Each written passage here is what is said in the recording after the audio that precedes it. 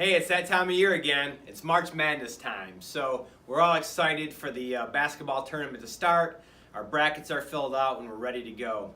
And it's interesting at this time of year, there's always things out, especially on Twitter. There's these articles about how much time people spend watching March Madness while at work and how much productivity is lost. And I just read a recent tweet that the average worker will spend 6 hours watching March Madness. And so what I want to say is we embrace that. And my challenge to you as leaders is to embrace that time. Let them watch the tournament. In fact, around here, we'll bring in lunch. We'll set up the large screens and broadcast the games on them. They'll be on screens throughout the office here. And we're going to pay attention to what's going on. And I argue against the fact that you lose productivity when doing that. Yeah, if you look at time spent on the computer, on your phone, or watching the games, you could do an equation that would say that's time lost.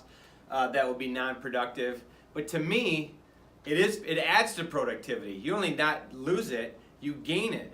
Because the right people, they're going to get their work done anyways. They're going to get the results they're striving for anyways. And in fact, this time off to disengage, to watch the basketball game, will help refresh them as they come back to doing their jobs and getting the great results they're striving for. One of the things about Service Express and one of the additives to our great culture here is that we measure everything.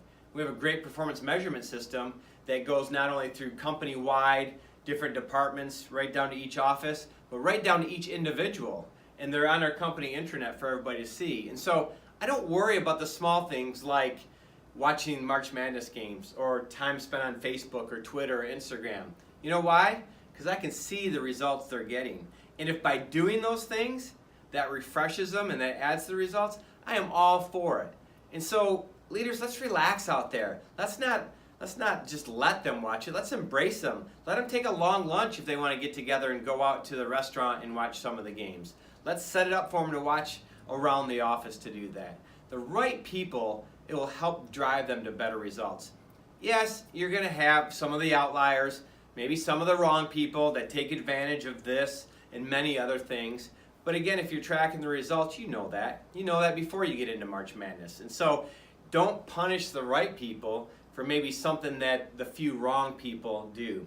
Reminds me of, while we're talking about this, it reminds me of a few weeks ago when the Winter Olympics were on, and I was walking through our sales development area, and they were watching the Winter Olympics, and speed skating was on. And I looked up and I was asking, who was winning. I don't say quit watching it. I say give me an update. Who's winning? But it brought up an interesting story as somebody said, I wish the U.S. was better at speed skating.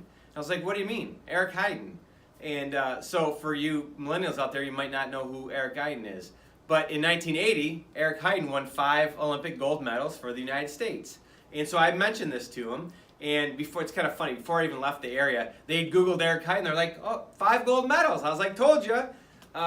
Then I walked away realizing that was almost 40 years ago. So be careful of what you wish for when you get together and you watch these events. You just might show your age. But better than that, you're going to show your people you care, you respect them, you value them, and you trust them to balance watching March Madness with getting great results for the company. By the way, if there's any doubt who I'm rooting for this March, here it is. Go Blue!